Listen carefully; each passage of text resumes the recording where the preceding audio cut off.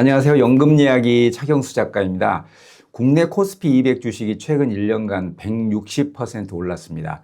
국장 탈출은 지능순이라고 한 지가 엊그제 같은데 코스피 200 최근 1년 상승률이 미국 S&P 500 5년 상승률과 같습니다. 그런데 국내 주식은 연금 계좌에서 운영하면 내지 않아도 되는 연금소득세를 내야 합니다. 그래서 연금 계좌에서는 해외 주식 위주로 담고 국내 주식형 ETF는 일반 계좌에서 많이들 합니다.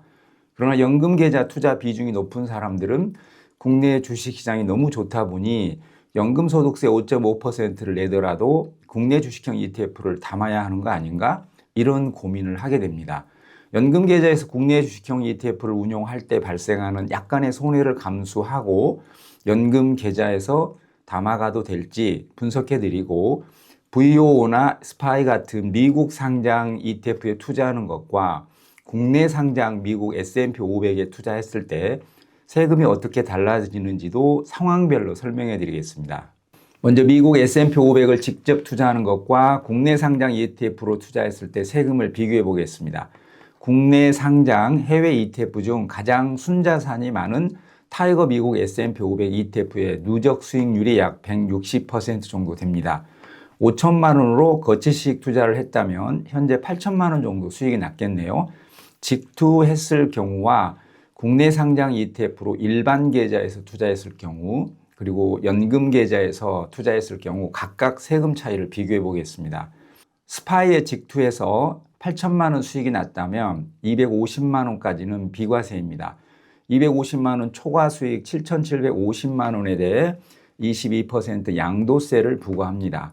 세금으로 1,705만 원 나가네요. 물론 금융소득으로 잡히지는 않습니다. 세금만 내면 건보료나 금융소득에 영향을 미치지 않습니다. 국내에 상장한 타이거 미국 S&P 500에 투자해서 8천만 원 수익이 났다면 15.4%인 1,232만 원 세금 뗍니다. 미국 직투가 22%이니까 직투보다는 세금이 줄어들지만 문제는 건보료 부과 대상 금융소득에 합산한다는 것입니다. 2천만 원 초과했으니까 금융소득 종합과세 들어가고 건보료 폭탄 맞겠죠. 이렇게 8천만 원이 금융소득으로 잡히면 세금 1,232만 원에 건보료 약 650만 원 정도 나갑니다. 수익의 약 24%가 세금이나 건보료로 나갑니다. 이런 사람 없을 것 같죠? 얼마 전 저에게 상담 받으신 분 중 이런 분이 계셨습니다. 아드님 결혼 앞두고 일반 계좌에서 나스닥 100과 S&P 500을 한꺼번에 매도해서 결혼 때 증여해 줬는데 매매 차익만 수천만 원이 나온 겁니다. 아무 생각 없이 운용하다 보면 이런 낭패를 당할 수 있습니다. 연금저축펀드나 IRP에서 8천만 원 수익이 났다면 어떻게 될까요? 매도해서 수익이 확정되어도 내가 찾지 않으면 세금을 한 푼도 안 냅니다. 나중에 찾을 때 5.5%에서 3.3% 연금소득세를 냅니다. 당장 세금을 내지 않고 나중에 찾을 때 440만 원 연금소득세를 내면 됩니다. 당장 낼 걸 나중에 내는 것만으로도 득인데 15.4% 낼 걸 5.5%만 내는 거니까 득이 되겠죠. 더 큰 메리트는 금융소득에 잡히지 않는다는 겁니다. 아예 금융소득으로 잡히지 않기 때문에 건보료 부과 대상도 아닙니다. 일반 계좌에서 8천만 원 수익이 나면 세금과 건보료로 1,882만 원이 나가지만 연금 계좌에서는 먼 훗날 440만 원만 납부하면 됩니다.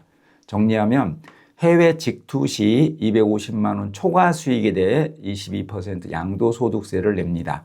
수익 8천만 원에 세금 1,705만 원 나갑니다. 일반 계좌에서는 15.4% 세금 냅니다. 세금이 1,232만 원이고 지역가입자라면 건보료가 약 650만 원입니다. 연금 계좌에서는 나중에 5.5%인 440만 원만 내면 됩니다. 항상 해외 직투가 세금에서 손해인 건 아닙니다. 연간 250만 원까지는 비과세입니다. 매년 수익이 250만 원 초과하지 않도록 관리한다면 연금 계좌보다 세금 측면에서는 득입니다. 제 아들 녀석도 해외 직투를 조금씩 하는 것 같은데 연금 계좌에서 900만 원 한도를 채워서 나스닥 100 위주로 자동 매수하고 있고 직투 금액도 소액이라 직투 수익이 연 250만 원 넘지 않게 관리하는 것 같아서 제가 뭐라고 하진 않지만 수십 년 후 5.5% 내는 걸 아끼기 위해 S&P 500 대신에 스파이에 투자하고 나스닥 100 대신 QQQ에 직투해서 매년 사고 팔고 하는 건 바람직하지 않은 것 같습니다. 초장기 투자해야 하는 연금 목적이 아니고 단기적으로 돈을 굴리는 목적이다. 소액이라 22% 양도세 낼 일 없게 관리할 수 있다. 즉 세금 한 푼 안 낼 수 있다. 그렇다면 직투가 유리하지만 22% 양도세 때문에 금액이 크면 장기 투자는 어렵습니다. 적립식 장기 투자할 거라면 연금 계좌에서 하는 게 맞습니다. 연금 계좌에서는 코덱스 200 같은 종목에 투자하면서 S&P 500은 미국 직투한다. 이런 건 맞지 않다는 겁니다. 해외 직투와 연금 계좌 간 비교 시 최악의 경우 연금 계좌에서 5.5% 손해봅니다. 5.5% 아끼기 위해 종합주식계좌에서 계속 샀다 팔았다 해야 하고 그러다 보면 장기 투자할 수 없다는 뜻입니다. 그러나 소득이 많은 분은 직투하면 세금에서 메리트가 있습니다. 근로소득이나 사업소득과 같은 다른 소득이 높아서 늘 세금이 걱정인 사람은 직투가 세금 측면에서는 유리합니다. 근로소득이나 사업소득이 높아서 소득세율이 45%인 경우 지방세 포함 절반 가까이 세금으로 나갑니다. 즉, 내 소득의 절반 가까이 세금으로 나가는 사람은 직투해서 양도세 22% 내는 거로 끝내는 게 고마운 겁니다. 다시 말해 나는 22% 세금 내는 게 겁나게 고마운 사람은 직투하면 유리하다는 뜻입니다. 22% 세금 내고 겁나 고마운 사람이 많지는 않겠죠. 이렇게 정리해 드립니다. 55세 전에 꼭 써야 한다. 이런 분은 ISA 계좌에서 투자하시고 55세 전에 찾지 않아도 된다. 그렇다면 연금 계좌에서 투자하십시오. 이와는 별개로 연 250만 원 이하로 수익 실현하겠다면 직투도 나쁘지 않다. 소득이 아주 높아서 22% 세금 내도 땡큐인 사람은 직투해도 좋다는 뜻입니다. 국내 주식형 ETF는 상황이 다릅니다. 코스피 200 최근 1년 수익률이 160%입니다. 작년 이맘때 5천만 원 투자했다면 8천만 원 수익이 났겠네요. 일반 계좌에서 8천만 원 매매 차익이 났다면 제가 지금 매매 차익이라고 했습니다. 배당 소득은 국내 주식도 세금이 붙기 때문에 매매 차익이라고 표현한 겁니다. 국내 주식 매매 차익은 비과세죠. 코덱스 200에서 매매 차익 8천만 원 나도 세금 이론도 없습니다. 연금 계좌에서 8천만 원 매매 차익이 나도 물론 세금이 없습니다.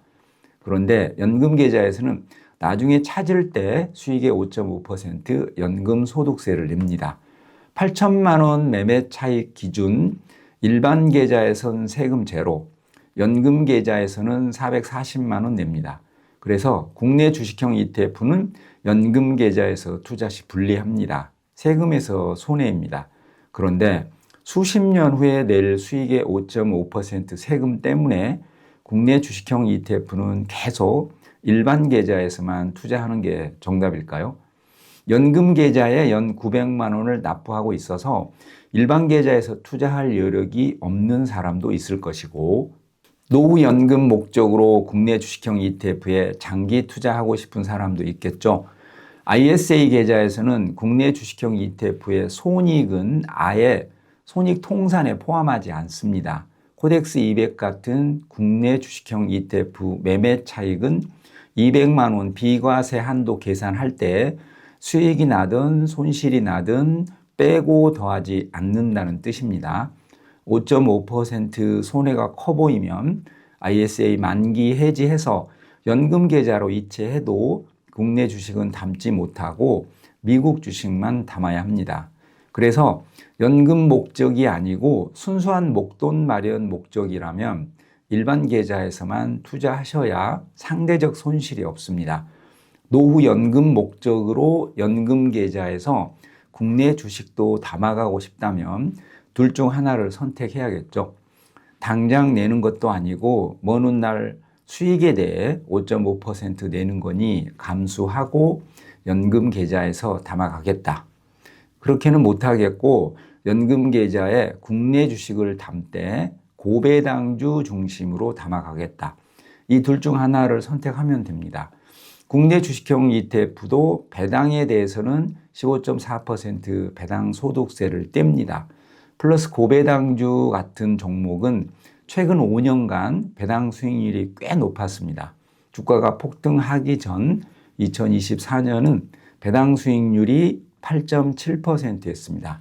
주당 1254원씩 배당을 줬습니다. 지금은 주가가 폭등해서 배당 수익률이 3%대로 확 떨어진 겁니다.